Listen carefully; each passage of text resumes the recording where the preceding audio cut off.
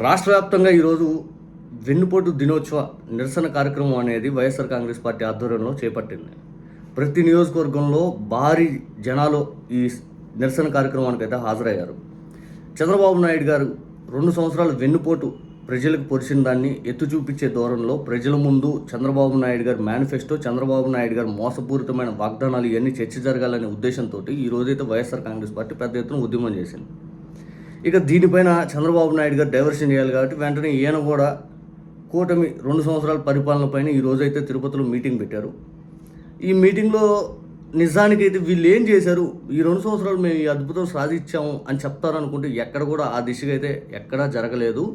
జగన్ గారిని తిట్టడం, పవన్ కళ్యాణ్ గారిని నారా లోకేష్ గారు పోగొట్టడం, పవన్ కళ్యాణ్ గారు చంద్రబాబు నాయుడు గారిని పోగొట్టడం, అటుపక్క చంద్రబాబు నాయుడు గారు అది ఇది అని చెప్పుకోవటం, టోటల్గా ఇది ఒక వాళ్ళ కార్యక్రమాన్ని ఫెయిల్యూర్ కింద వెళ్ళిపోయింది. ఎందుకంటే ఈ 2 సంవత్సరాల్లో మీరేం చేశారు, వైఎస్ఆర్ కాంగ్రెస్ పార్టీ ఎత్తి చూపించే ప్రతి ప్రశ్నకు వాళ్ళ దగ్గర సమాధానం లేదు. డిఎస్సి దగా దాని మీద మాట్లాడమంటే ఆ దగా దాని మీద నారా లోకేష్ గారు మంత్రి స్థాయిలో ప్రెస్ మీట్ పెట్టరు. కానీ పరిశ్రమల శాఖ మంత్రికి సంబంధించినటువంటి విశాఖ స్టీల్కి సంబంధించి మొన్న జరిగినటువంటి సజీవ దహనం ఘటన దానికి ఈయన వెళ్తాడు, ఈయన శాఖకు మాత్రం ఈయన మాట్లాడు. ఆ శాఖకు సంబంధించి టీజీ భరత్ గారు వెళ్ళాలి, ఆయన వెళ్ళాలి. అదే ఈయన దగ్గరికి ఎలా ఉందంటే ఈ పరిపాలన మొత్తం ఈరోజు ఆయన ఇచ్చిన మేనిఫెస్టో గురించి మనం అడుగుతుంటే చంద్రబాబు నాయుడు గారు అన్న మాట వినండి ఒకసారి, ఆశ్చర్యపోతారు.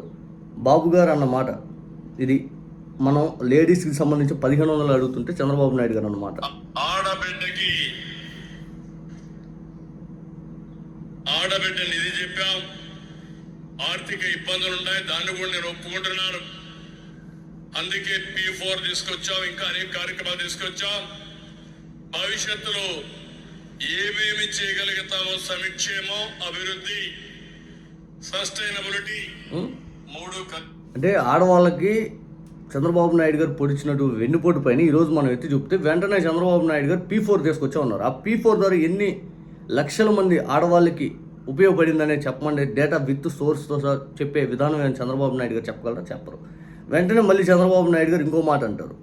ఎప్పుడూ మీకు ఒక మాట చెప్పేవాడిని, ఎవరైతే అభివృద్ధి చేసి ఆదాయాన్ని పెంచే వాళ్ళకి సంక్షేమం పంచే అధికారం ఉంది.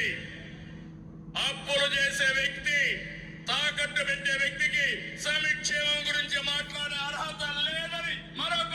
ఈరోజు మనం సంక్షేమ పథకాల గురించి అడుగుతుంటే అప్పులు చేసి ఇచ్చే వాళ్ళని కంటే కూడా సంపద సృష్టించి ఇవ్వాలంటారు. మరి మీరు చేసిన అప్పు ఎక్కడ పోయింది? జగన్ గారు చేసిన అప్పు జనాల జేబులోకి వెళ్ళిపోయింది.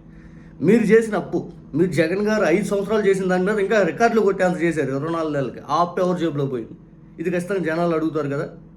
అంటే చంద్రబాబు నాయుడు గారికి అర్థమైంది వ్యతిరేకత అనేది ఏ స్థాయిలో వచ్చిందంటే ఆయనకి. అందుకే ఇటు పక్క నిరసన కార్యక్రమం జరుగుతుంది, వెంటనే ఆయన సక్సెస్ ప్రోగ్రామ్ పెడతాడు. జగన్ గారు ఎక్కడైనా ఏదైనా టూర్కి వెళ్తే వెంటనే వచ్చేసి చంద్రబాబు నాయుడు గారు ఒక రోజుల వ్యవధిలో అక్కడ ఒక మీటింగ్ పెడతాడు. అంటే జగన్ గారు ఎక్కడైనా రైతులకు సంబంధించిన ఇష్యూ ఏదైనా లేవనెత్తితే అదే ప్రాంతంలో చంద్రబాబు నాయుడు గారు చుట్టుపక్కల రోజుల వ్యవధిలో పోయి మీటింగ్ పెడతారు. అంతెందుకు మన జువల్దిని వెళ్ళాడు, మళ్ళీ చంద్రబాబు నాయుడు గారు సేమ్ రోజుల వ్యవధిలో అక్కడికి వెళ్ళి చంద్రబాబు నాయుడు గారు మీటింగ్ పెట్టారు.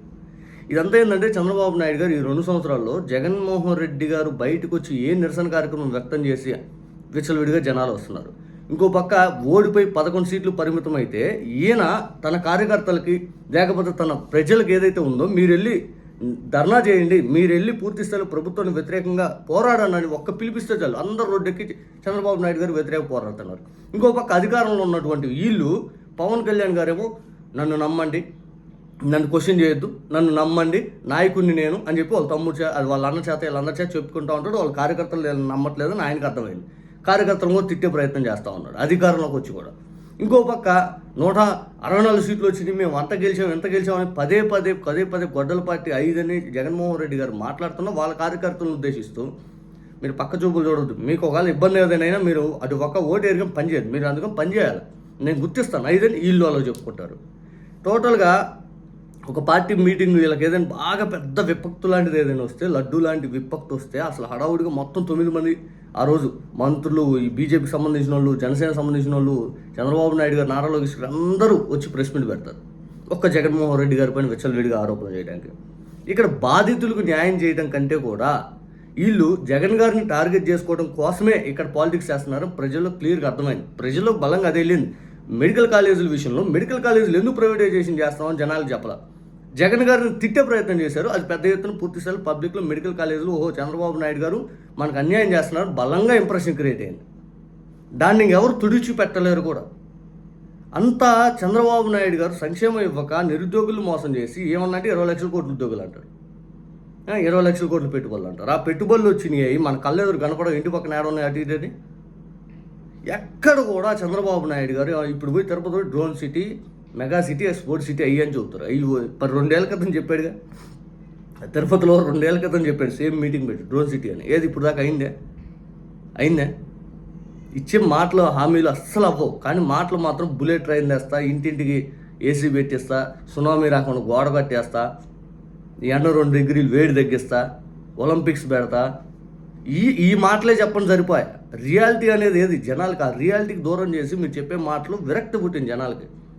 నిజంగా ఈరోజు పూర్తి స్థాయిలో మీకు ప్రజలు అనేవాళ్ళు బుద్ధి చెప్పడానికి తయారయ్యారు కాబట్టి అది మీకు స్పష్టంగా మీరు సర్వేలో లేకపోతే ప్రజాబలం వైసీపీకి ఎంత ఉందని మీరు గ్రహించి మీరు వణికిపోతూ ఉన్నారు. అందుకే బహిరంగ వేదికల పైన నాకు కొద్దిగా టైం ఇవ్వండి, నేను ఇంకా చేస్తాను, నాకు కొద్దిగా టైం ఇవ్వండి. ఆ రోజు మేనిఫెస్టో ఇచ్చేటప్పుడు తెలీదా మీకు 14 లక్షల కోట్ల అప్పులు ఉన్నాయి అని తెలిసినా కూడా ఆ మేనిఫెస్టో ఇచ్చారా? ఈరోజు అంతకాదు 6 లక్షల కోట్ల అప్పని నాడు మీరు ఎక్కేటప్పుడు తేలిందిగా.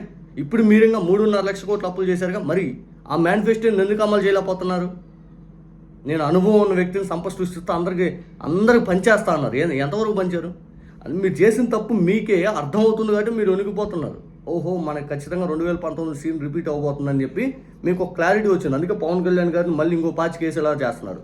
తెలంగాణ, ఆంధ్ర విద్వేషాలు ఇక్కడ ఏదో ఈ విద్వేషాలు ఇక్కడ పెంచే విధానం ప్రయత్నం చేస్తూ ఉన్నారు. మనకు ఆంధ్ర భావం రావాలి అనే విధంగా మీరు ఆ ప్రయత్నం చేస్తున్నారు. కులాల ఆలోచన కంటే కూడా ఎందుకు ఈ మాటలన్నీ ఎందుకు?